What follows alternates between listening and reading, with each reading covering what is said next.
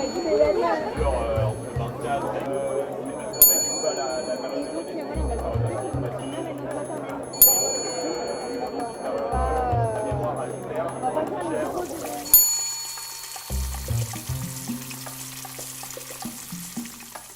Bonjour à toutes et à tous. Merci en fait d'être présent à ce premier Youpi Déj. L'idée concoctée avec Lionel, mon associé, c'est de proposer un format un peu différent de celui que vous connaissez peut-être à travers mes podcasts. Un coach à l'une et parcours de coach, c'est un parcours beaucoup plus court, 3/4 d'heure avec deux invités qui sont d'ores et déjà présents, Laure Soulage et Jérôme Urvoas. Et l'idée, c'est de leur donner 10 minutes pour présenter un thème en lien avec le coaching et vous aurez 10 minutes pour poser toutes vos questions si vous le souhaitez dans la foulée. Peut-être un mot, Lionel, si tu veux nous préciser quelque chose. Absolument pas. Merci David, mais j'ai rien à préciser. Tu as été parfait. Alors, je te propose, Laure, de commencer par une présentation de ton thème. Bonjour tout le monde, je suis ravie de participer à cette première mise en bouche. Je suis ravie d'inaugurer ce format pour vous parler d'Equicoaching. Alors, Kesako, l'Equicoaching, ça, ce sera mon introduction. Et ensuite, pendant les 10 minutes imparties, je vous parlerai de pourquoi le cheval, comment ça marche, l'Equicoaching, et à qui ça s'adresse et pour quels bénéfices. Et je conclurai sur le fait que on ne s'improvise pas Equicoach. Voilà. Donc, Kesako, l'Equicoaching. Alors, l'Equicoaching, avant de vous décrire ce que c'est, moi, ce que je veux que vous reteniez, c'est que ça donne un résultat immédiat à effet durable. L'Equicoaching, c'est une modalité atypique de coaching assistée du cheval qui a un rôle de miroir grossissant, mais jamais déformant, et qui permet une accélération de prise de conscience sur la façon qu'on a d'être à soi-même, ce qu'on renvoie et donc l'impact qu'on peut avoir sur l'autre. Voilà, ça c'est le principe de l'Equicoaching. C'est donc une expérience immersive fondée à la fois sur le ressenti et l'observation, mais tout ça dans l'action. Donc, le client expérimente quelque chose et le terme expérimentation est très important parce que la racine expérimenter, c'est sortir du mental. Donc, moi, vraiment, ce qui m'intéresse, c'est que pour le client, il y ait des choses qui s'engramment dans son corps et je fais le pari qu'ensuite, ça va coacher quasiment tout seul. Alors, pourquoi le cheval ? Le cheval m'intéresse à double titre. D'abord parce que c'est ma passion depuis l'âge de 6 ans. J'ai deux passions dans la vie, le cheval et la montagne. Mais ce n'est pas le thème d'aujourd'hui, mais sachez que je fais aussi de l'accompagnement à travers la montagne ou par la médiation de la montagne. Donc, le cheval m'intéresse en tant qu'être super sensible. C'est un intelligent émotionnel qui nous lie à livre ouvert et qui est capable de détecter le moindre de nos changements intérieurs, dans notre géographie intérieure. Donc, cet intelligent émotionnel, il vit dans l'instant et dans l'instinct et il n'a pas de jugement. Donc, ça, c'est aussi un intérêt pour la personne que je vais coacher. Elle va pouvoir s'autoriser sans être jugée et explorer, oser faire autrement pour voir comment ça change l'impact. Et l'autre aspect, c'est que le cheval est aussi dans son organisation hiérarchique, sociale, il ne doit sa survie qu'aux autres. Et donc, dans son ADN figure la notion d'entraide, de soutien, d'interchangeabilité des rôles et une sorte de leadership consensuel. En ça, il constitue une source d'inspiration pour les clients qui vont expérimenter l'Equicoaching parce que ça me permet de faire la transition. À qui s'adresse l'Equicoaching ? En fait, l'Equicoaching s'adresse à tout un chacun qui a envie de mieux se connaître et découvrir des talents, des ressources peut-être jusque-là insoupçonnées et inexploitées. Donc, ça s'adresse à des individus, moi en tant que personne, ou moi en tant que personne dans une organisation. Donc, on a un volet développement personnel et développement managérial.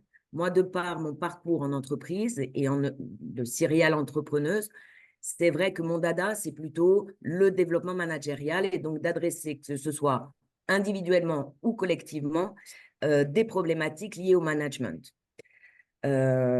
Comment ça marche? C'est-à-dire, c'est quoi le dispositif? Le dispositif, c'est que je mets la personne ou les personnes dans un espace sécurisé.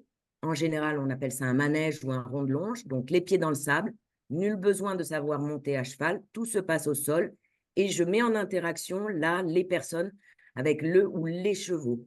Je privilégie le travail en liberté, c'est-à-dire le cheval a la liberté de coopérer ou pas.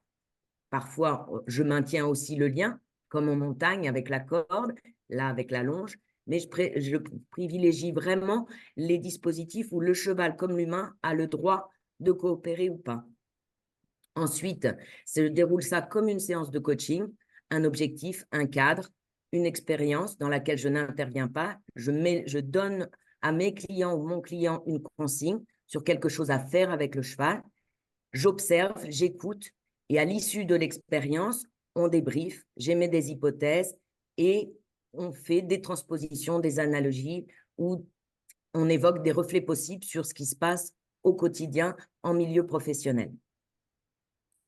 Donc, pourquoi vous le sentez en termes de développement managérial, je travaille beaucoup avec les chevaux sur la coopération, l'entraide, le soutien, mais aussi le partage d'une vision, d'une ambition.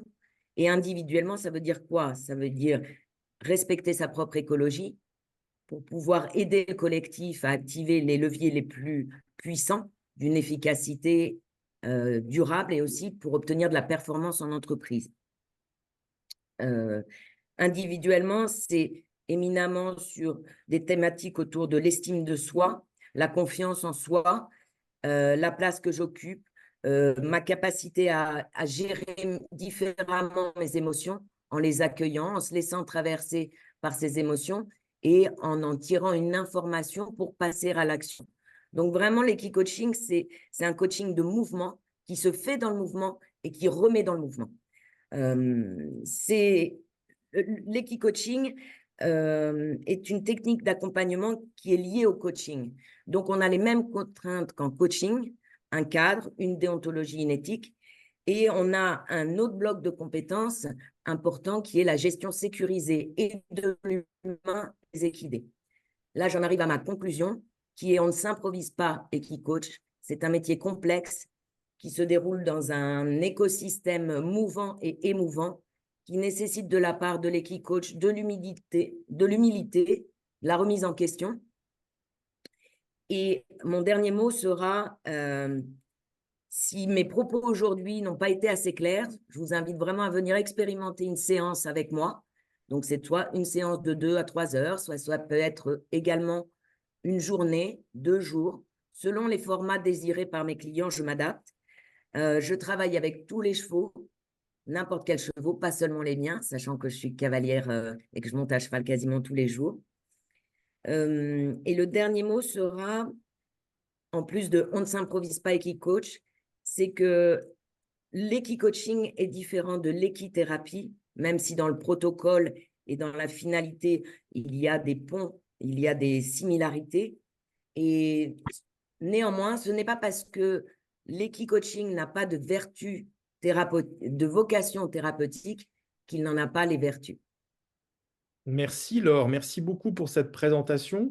Est-ce que tu pourrais peut-être, avant de passer aux questions, préciser comment ça fonctionne avec un collectif? Avec un collectif comme en individuel, je donne une consigne au collectif, quelque chose à réaliser avec le cheval ou les chevaux. Ça, c'est une première possibilité d'activité. Il y a une autre activité, une autre typologie d'activité que j'affectionne tout particulièrement et qu'on peut associer à une approche systémique. C'est que je vais mettre en contact les humains et les chevaux sans vraiment d'objectif ou de consigne à réaliser dans l'action, mais juste pour voir comment l'énergie du collectif impacte sur l'énergie des chevaux. 2 exemples marquants. Je sais que tu es fan d'exemples, David. Récemment, j'ai eu des collectifs avec une direction générale bicéphale et il y avait quelque part 2 clans dans l'entreprise qui étaient partagés entre ces 2 directions générales. Je les ai mis en contact, j'ai mis tout le groupe, 25 personnes, en contact avec 4 équidés. Et la seule consigne que j'ai donnée, c'est, après cette ancrée posée, d'inciter les chevaux à aller dans le même sens. Et là, j'ai pu voir, j'ai pu constater, et donc les participants aussi, qu'à un moment donné de l'expérience, j'avais 2 chevaux à une extrémité du manège et les 2 autres à l'autre extrémité. Et là, j'ai mis fin à l'expérience. Les gens ont pu constater que les dissensions internes se révélaient visibles, ne serait-ce que par l'énergie que dégageait le collectif. Alors, sous l'œil attentif de notre maître du temps, est-ce que Oui, ben, le maître du temps dit absolument bravo parce qu'on est pile dans le poil timing, raccord. On va pouvoir s'offrir 10 minutes. Voilà, vous entendez, ça sonne normalement. Euh, deux on va pouvoir questions. s'offrir 10 minutes d'échange. Et moi, j'aurais une première question, du coup, en tant que maître du temps, Laure, si tu veux bien. Qu'est-ce qui t'a amené vers l'équicoaching? Pourquoi ça t'a parlé? Pourquoi ce rapport à l'animal et puis de faire du cheval un médiateur, ça t'a parlé? C'est-à-dire, moi, j'ai une passion qui est le cheval depuis l'âge de 6 ans. J'ai expérimenté la puissance de cet animal doté d'une sensibilité hors norme. Il m'a fait du bien et je fais l'hypothèse qu'avec les outils qui sont les miens aujourd'hui, en tant que coach, executive coach, plus ma formation d'équi-coach et mes années d'expérience autour de l'équi-coaching, y compris la réflexion avec 2 autres équi-coachs qui a donné lieu à la rédaction d'un livre qui s'appelle Le Cheval Coach, eh bien, j'ai fait l'expérience que non seulement ça faisait du bien, mais que ça faisait progresser. C'est-à-dire qu'avec le cheval, on a une transformation qui est à l'œuvre, alors même qu'on est en interaction avec ce cheval. Et je dirais que mon rôle d'équi-coach pourrait presque s'effacer régulièrement. Je ne fais pas de débrief sur une activité éminemment émotionnelle avec le cheval, parce que je préfère laisser la personne dans son émotion et ce qu'elle a vécu, plutôt que de lui imposer de tout de suite mettre des mots sur cette expérience. Et pour l'avoir vécu, je sais qu'il y a un avant et un après. J'avais une question pour toi, Laure. Tu as parlé de la formation d'Equicoach que tu avais suivie. Il y a une formation en tant que telle qui permet de devenir Equicoach, c'est ça? Il existe pas mal de formations qui se sont développées ces dernières années. Moi, je me suis formée à l'approche Epona Quest auprès d'une Américaine qui s'appelle Linda Kohanoff. C'est une des formations parmi quelques dizaines de bonnes formations. Moi, je ne me positionne pas pour dire telle ou telle formation est bonne ou pas. En tout cas, comme je le disais, on ne s'improvise pas Equicoach. Ça nécessite des blocs de compétences qui sont complémentaires. Ça nécessite plusieurs années d'expérience dans le coaching, mais aussi une très bonne connaissance des équidés. C'était plus ça, effectivement, ma question, savoir si tu t'étais auto-formé par ton expérience avec les chevaux, etc., ou si tu avais suivi quelque chose en parallèle, en fait, quelque chose qui t'a permis de le devenir, sans le devenir par toi-même. Alors, j'ai suivi une formation Oui, longue. La je comprends. formation Epona Quest dure 18 mois. Et c'est un peu comme un processus psychanalytique. On vit d'abord à travers un atelier de 10 jours tous les bienfaits de l'accompagnement assisté du cheval. Si parmi vous, certains sont intéressés par l'équi-coaching, pas la formation, mais en tout cas trouver un équi-coach qui remplit le cahier des charges à la fois de coach et de personnes sachant adresser les chevaux, en tout cas travailler avec les chevaux. Il existe un syndicat qui s'appelle le SYMPAC, le syndicat des professionnels de l'accompagnement assisté par le cheval, qui répertorie des coachs, des équi-coachs, pardon, dignes de ce nom et envers qui vous pouvez avoir confiance. Voilà, sur la prise en charge à la fois très professionnelle, avec le respect d'une charte déontologique et avec une accréditation qui a été délivrée par le SYMPAC. Oui, moi j'ai une question, c'est bonjour Laure, bonjour tout le monde. Comment est-ce qu'on passe en equi-coaching? Il y a un client qui arrive et il a une certaine problématique. Et comment est-ce que l'équi-coach va discerner, juger de ce qu'il faut faire et comment ça peut répondre à la demande du client? Comment se passe le contrat? Alors, le contrat, merci François de cette question. Le contrat est exactement similaire à un contrat de coaching classique. Le client vient avec une demande. Le rôle du coach est de préciser cette demande pour savoir si ça correspond vraiment à un besoin.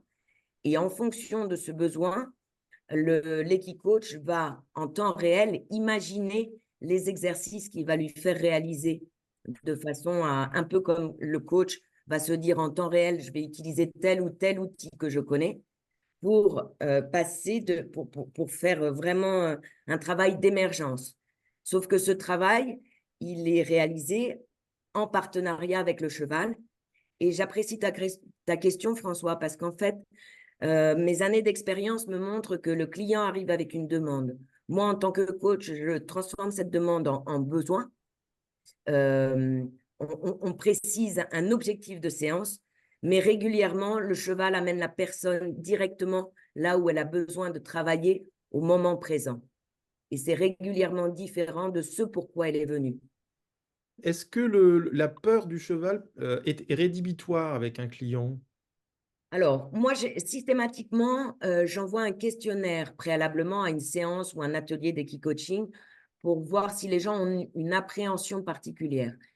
Mais je distingue la peur de la vulnérabilité. La peur, j'ai besoin de comprendre si la personne a peur, c'est-à-dire qu'elle a peur pour son intégrité physique, ou qu'elle a peur, qu'elle exprime ça comme de la peur, mais en fait ne se sent que vulnérable, c'est-à-dire qu'il y a quelque chose de nouveau qui va survenir, une expérience nouvelle, et que donc elle a de l'appréhension. Et si c'est une peur qui est liée à un traumatisme antérieur, bien sûr, il faut en tenir compte. Si c'est juste de la vulnérabilité, j'aide la personne à gérer et à accepter cette vulnérabilité. C'est-à-dire que là, je fais très court, mais avant de mettre les personnes en contact avec les chevaux, j'ai quelques outils de centrage pour s'ancrer, être dans le présent et ressentir dans son corps où se situe éventuellement cette vulnérabilité. Et je le fais avant de mettre les gens au contact du cheval et au contact du cheval pour voir si quelque chose change en présence du cheval. Merci beaucoup, Laure, d'avoir participé. Et à présent, je propose de passer à la permaculture humaine avec Jérôme. Et je relance la machine temporelle. Ce que je vous propose, si vous êtes d'accord, c'est de partager mon écran. Donc, j'ai préparé quelques planches pour créer un petit peu d'interactivité. Donc, je partage mon écran. De quoi je vais vous parler aujourd'hui? Je vais vous parler de permaculture humaine et surtout donc la façon dont j'utilise aujourd'hui pour accompagner des organisations et des équipes. Donc, je m'en sers beaucoup en collectif.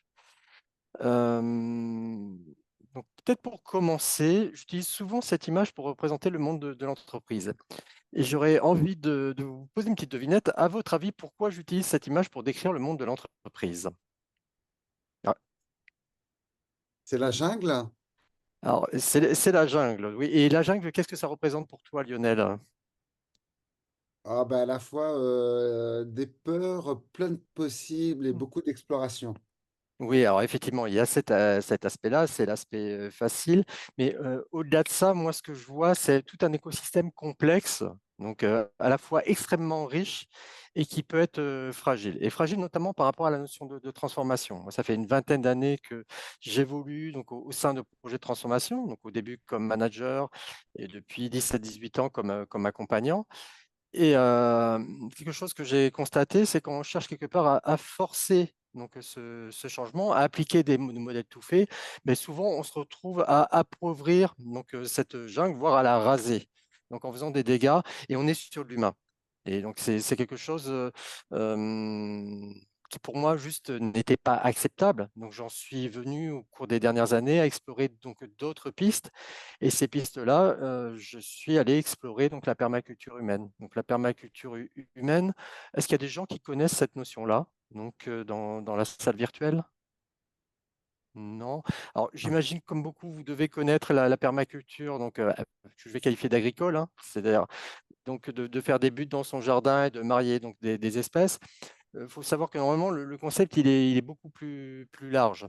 Ce concept, il est pas nouveau. À votre avis, la permaculture, ça a combien d'années? Alors, allez, un indice, c'est mon année de naissance, donc c'est mon âge.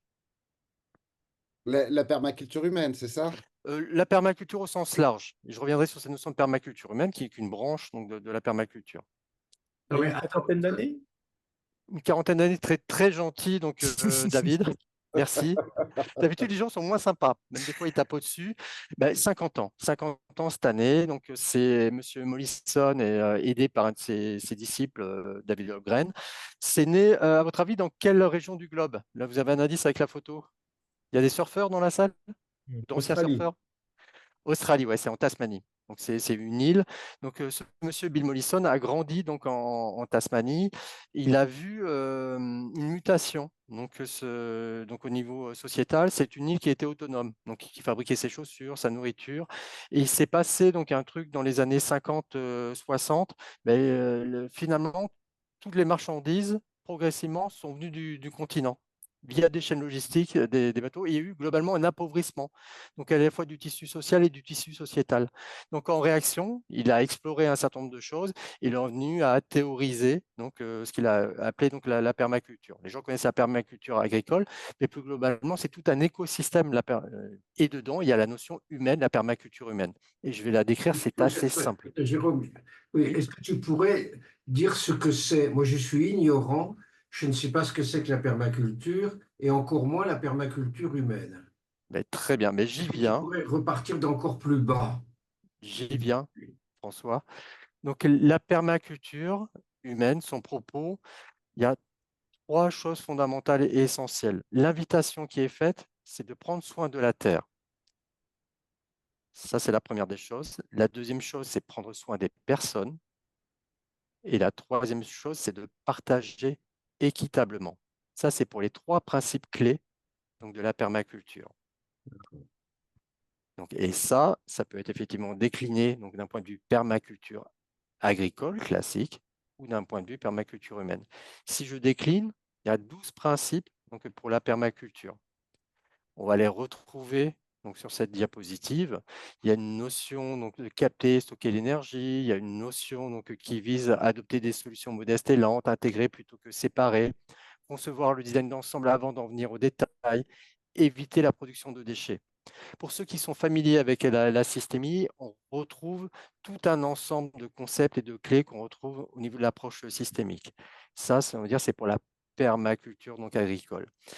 Et il y a donc un monsieur, donc, en France, a été porté par un monsieur, je vais vous présenter rapidement le livre, je vais aller directement à la fin dessus. Bernard Alonso et Cécile Guillochon, donc c'est surtout Bernard Alonso, donc, qui a formalisé donc, tout un socle donc, autour de la notion de permaculture humaine. Et là, je reviens à cette notion de principe, de la même façon qu'on avait 12 principes clés pour la permaculture agricole, on a 12 principes clés autour de la permaculture humaine.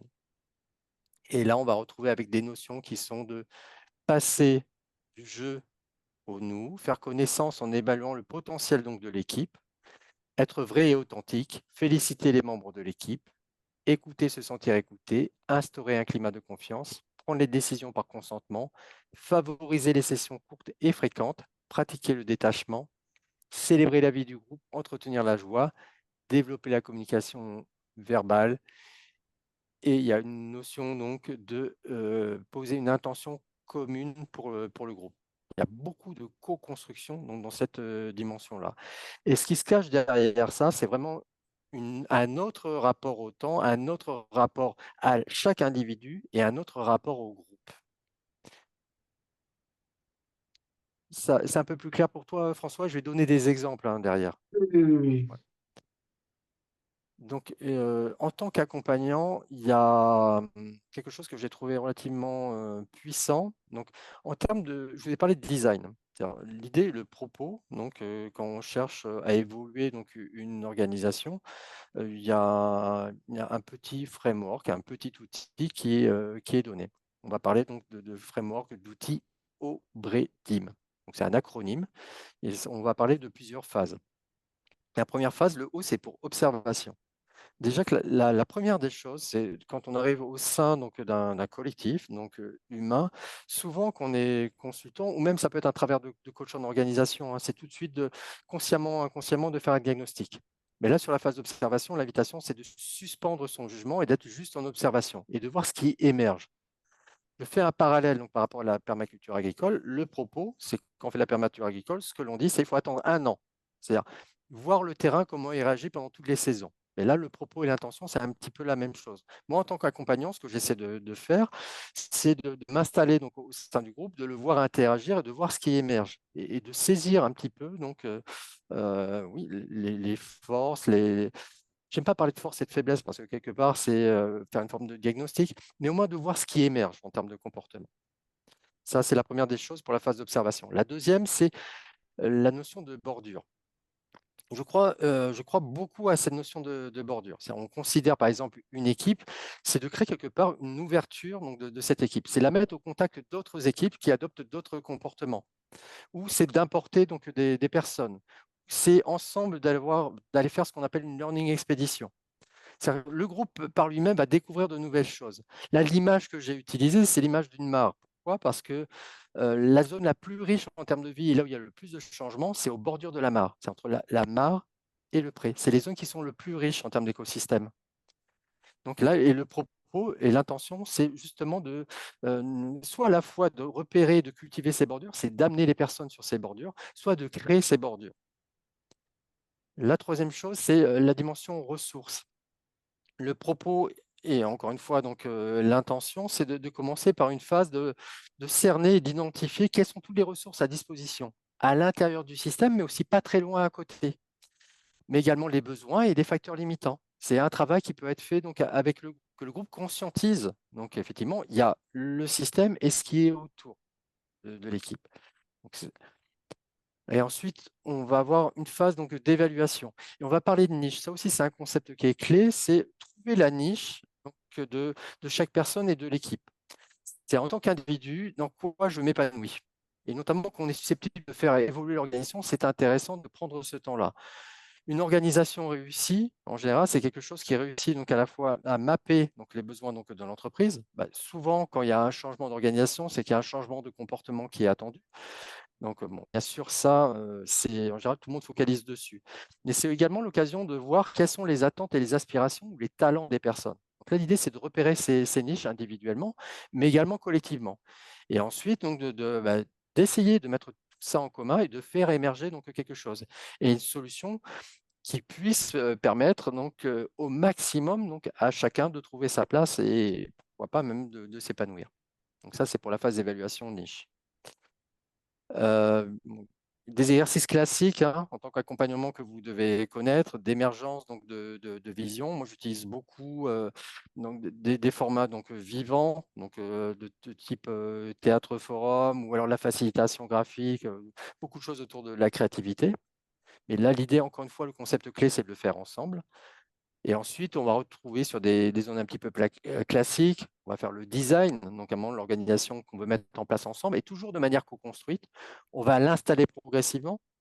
Et ensuite, l'idée, c'est de maintenir cette dimension-là. J'aimerais finir donc, avec une citation. Est-ce que vous reconnaissez ce monsieur? Léonard de Vinci? Oui, Léonard de Vinci. Il y a une citation de ce monsieur que j'aime beaucoup. Alors, je ne l'ai pas dit, mais il y a une chose qui m'a amené donc, à la permaculture humaine, c'est la notion de biomimétisme, auquel je crois beaucoup. Et donc, Léonard, donc, en tout cas, il y a une apocryphe ou pas, il y a une citation qui lui est prêtée, c'est « L'homme ne trouvera jamais une invention plus belle, plus simple, plus directe que la nature. Car de ses inventions, rien ne manque et rien n'est excessif. C'est là qu'est notre futur. » Donc, cette citation, elle a plus de 500 ans et c'est quelque chose donc, qui me guide. Et si je transpose ça et la leçon que j'en fais, donc dans la nature, on peut aller chercher beaucoup de choses. Il y a à la fois cette notion d'environnement, mais ce que j'aimerais poser, la chose à retenir, c'est peut-être à revoir notre rapport au temps et laisser le temps du changement, donc au niveau des transitions, donc d'organisation. Aujourd'hui, quand on m'appelle donc, pour des projets de transformation, donc essentiellement la transformation culturelle aujourd'hui, j'aime à requalifier en notion de transition donc, culturelle. Et ce que j'y intègre, c'est une notion plus respectueuse, donc à la fois des personnes, bien sûr respectueuse donc, de l'entreprise, mais également en prenant le temps. Et c'est pour moi comme ça qu'on réussit à construire donc, des organisations qui sont plus durables et respectueuses des personnes. Classiquement, il y a 2 grands types de demandes qui peuvent m'être faites. C'est soit une transition, un changement en termes d'organisation ou alors donc au niveau d'une équipe. Si je prends un exemple peut-être un peu plus le plus représentatif, c'est un changement donc d'organisation. Traditionnellement, ce qu'on voit apparaître, c'est, des managers qui vont, penser en chambre le changement d'organisation. Donc déjà la 1re donc, des choses et la proposition qui est faite, c'est de faire cette phase avec l'équipe et de mettre quelque part, la transformation sur stop, donc là en pause et donc derrière de s'autoriser à avoir justement ce que je vous ai décrit, cette phase d'observation. Alors cette phase d'observation, elle peut être vraie pour moi, mais elle est surtout très intéressante pour les gens donc, qui sont au sein du système. Donc on va proposer donc, d'aller voir les moments qui sont les moments clés donc, de l'équipe. Moi, en tant qu'accompagnant, quand je vous ai dit, j'essaie, donc voilà, quand c'est possible et que les gens sont d'accord, d'aller m'installer directement donc, au niveau du groupe. Et ensuite, ça va surtout passer donc, par du travail collaboratif. C'est-à-dire, et qui peut être assez ramassé donc, dans le temps en termes de travail de collecte. C'est-à-dire tout ce travail donc, à la fois donc, autour de identifier donc, les besoins, les ressources, à l'intérieur, à l'extérieur du système, c'est tout un travail de questionnement qui va être fait avec le groupe et qu'on peut faire en séance. C'est-à-dire collecter, donc ça peut être via la facilitation graphique, d'aller à travers un travail de questionnement, demander aux gens de porter leur regard sur le système. Et je vais utiliser beaucoup d'appreciative inquiry, qu'est-ce qui est déjà là, mais également donc, à l'extérieur du système. Des questions de type recadrante sur cette partie-là. Donc ça, c'est également ensuite avoir un temps, donc soit individuel ou collectif, où chacun va pouvoir faire émerger sa niche, le domaine où il a des talents, et parfois donc cachés, des envies qu'il ose les exprimer. Et ensuite, donc derrière, ça va être un travail collectif qui va viser donc à faire émerger donc les nouvelles règles, le nouveau mode de fonctionnement donc de l'équipe. Après, je peux mailler ça avec d'autres techniques. C'est-à-dire, si on a un changement donc organisationnel, je vais pouvoir utiliser donc d'autres formats qui visent en mettant donc d'un côté donc les besoins de l'entreprise, les contraintes qui peuvent s'appliquer, mais aussi donc les envies et les ressources à disposition pour co-construire ensemble donc le design de la nouvelle organisation. Et ensuite, on va installer donc ça dans le temps. Ça, c'est des choses donc, que j'ai pu faire donc, à une échelle d'une organisation de plus de 400 personnes. Alors, c'est des choses qui prennent du temps, hein. Ça ne se fait pas. Là, je vous parle de la phase donc, d'atelier. Oui, celle-ci peut être courte, mais donc, dans l'installation, on va y aller de façon progressive. Et peut-être une différence également par rapport à la mise en place d'une organisation, on va s'autoriser au fur et à mesure et avec l'accord des gens à rectifier cette organisation. Souvent, on passe par des phases d'organisation où pendant des mois et des mois, il y a des tractations et on pense à la nouvelle organisation et tout est caché. Mais là, on révèle cette dimension-là. Et si ça ne marche pas, c'est comme quand vous plantez quelque chose dans votre jardin, vous lancez une graine, si vous plantez des citrouilles à un endroit, ça ne pousse pas, il faut arrêter de planter à cet endroit-là. Soit il faut planter autre chose, soit il faut aller planter vos citrouilles ailleurs. Mais là, l'idée, c'est d'apprendre également de cette partie-là. C'est juste que l'environnement n'est pas favorable. Et ce n'est pas la graine qui est problématique. L'individu peut peut-être se révéler dans une autre partie de l'organisation. Bon, l'analogie avec les systèmes naturels bon, est très parlante et le système qui est présenté ici, l'approche est très, j'ai envie de dire, vertueuse. Mais en même temps, ces systèmes naturels, le mot a été prononcé au début, ils sont fragiles. Oui. Donc, il peut y avoir des attaques venant soit de l'extérieur, soit de l'intérieur, dans le cas de la permaculture humaine. Et donc, il y a je pense qu'il y a aussi, je ne l'ai pas vu dans la liste, il y a aussi un souci de protection du système. Il intervient où? Alors, la dimension donc, protection du système, on est face donc à la nature. Et souvent, sur un changement donc d'organisation, et comme en systémie, pour qu'il y ait changement donc durable, il faut qu'il y ait un système donc de contraintes qui le plus souvent vient de l'extérieur. Ça peut venir donc parfois donc de l'intérieur. Donc le système de protection, il ne peut qu'être positionné d'un point de vue éthique et déontologique, donc par les accompagnants. Donc il y a un travail donc à faire avec les donneurs d'ordre donc du système. Là, le propos, et quand je parle d'éthique et de déontologie, je pense qu'il y a parfois donc des cadres ou des organisations, des systèmes, des contraintes qui sont poussés et qui ne sont pas éthiques et déontologiques. Et donc, pour moi, et c'est là les limites donc, de ce système-là, si on ne peut pas appliquer de la permaculture humaine pour faire valoir donc, des choses qui ne soient pas éthiques et qui ne répondent pas aux trois fondamentaux. Si on n'a pas envie de respecter l'humain, si on n'a pas envie de respecter l'environnement et si on n'a pas envie d'être quelque part sur cette solution respectueuse donc, des ressources du système et avec une forme d'équité où tout le monde trouve sa place, le système ne peut pas s'appliquer. Déjà, la première des choses, c'est faire valider ces trois hypothèses. Et c'est là où il intervient donc, la protection. Après, je pense qu'on ne peut pas empêcher donc, les personnes mal intentionnées, c'est jugeant de ma part, mais en tout cas d'utiliser ce type d'outil pour faire avaler une pilule, ce qu'on retrouve beaucoup donc, dans les organisations. Après, ça peut être la permaculture humaine ou d'autres choses. Des approches qui se veulent vertueuses comme appreciative inquiry ou approche narrative ou autre, de façon mal intentionnée, on peut en faire beaucoup de choses. Donc pour moi, le système, c'est comme la nature, hein.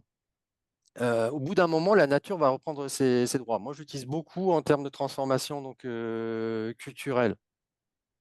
Là où il y a quelque part une forme de justice, c'est qu'il y a, il y a des changements d'organisation qui sont portés et au bout d'un moment, il y a une forme de résistance et de résilience et c'est la culture qui reprend ses droits. Et c'est pour ça qu'aujourd'hui, il y a autant de projets de transformation culturelle qui échouent. Le système de protection, je dirais, c'est également le système et la culture d'entreprise elle-même qui peut s'ériger. Après, la difficulté, c'est que c'est des mécanismes de régulation qui peuvent être dévastateurs pour les personnes et pour les humains. Enfin, moi, j'ai connu la période France Télécom il y a une vingtaine d'années. C'était moche, quoi. Parce que du jour au lendemain, on a dit à tous les gens qui tiraient du fil, ben, vous allez faire développeur informatique. Et il y a des gens qui ont fini avec des méthodes de management toxiques et avec Mhm. des suicides, des gens qui sont immolés, des choses qui n'ont pas leur place donc, dans le monde de l'entreprise. Il est 13h29. Merci pour tous ces apports. Et alors, on va commencer un peu à conclure et puis on va faire un peu un feedback sur tout ce qu'on a pu entendre et ce qui a pu nous nourrir, puisque c'est le but. J'avais une petite question. Est-ce que Laure, Jérôme, vous voyez des passerelles entre l'équi-coaching et la permaculture humaine? Ça participe enfin, les passerelles, je ne sais pas, mais des points communs, c'est-à-dire de retourner à l'essentiel, Mm. d'être sur de l'authenticité, d'être dans le respect de l'écologie de l'autre pour faire que quand les talents s'additionnent, les uns ne s'effacent pas au profit des autres. Je vois aussi une passerelle ou une similarité sur la notion de consensus véritable, de droit à la parole, de trouver la bonne place. Donc, il y a plein de choses, plein de passerelles. Moi, mon dada, c'est vraiment de faire travailler les gens, les faire grandir au contact de la nature et du vivant. Et je pense que cette baseline pourrait très bien correspondre à ce que tu fais, Jérôme. Moi, je vois le lien immédiat que je vois, c'est cet aspect, effectivement, retour à la nature, en tout cas se rapprocher à quelque chose qui soit plus naturel. C'est-à-dire donc, le rapport à l'animal. Donc, c'est une dimension réflexive quelque part. Et de la même façon, donc, dans l'approche donc, portée par la permaculture humaine, c'est retrouver donc, un mode de fonctionnement qui soit plus naturel du mode de fonctionnement du groupe. C'est le lien que je ferai pour compléter. Je suis d'accord avec les liens qu'a posé Laure, bien sûr. Mais merci en tout cas, Jérôme et Laure, pour vos présentations respectives. Alors évidemment, ce YoupiDej n'a pas pour vocation d'être exhaustif, loin de là. J'ai mis dans le chat le lien vers le livre coécrit par Laure avec deux autres compères, Le Cheval Coach. Et puis vous avez aussi dans l'invitation les liens vers les profils LinkedIn de l'un et de l'autre si vous voulez en savoir plus. N'hésitez pas à leur poser des questions en direct. C'est aussi l'objectif de ces événements récurrents qui auront lieu une fois par mois, le dernier jeudi de chaque mois.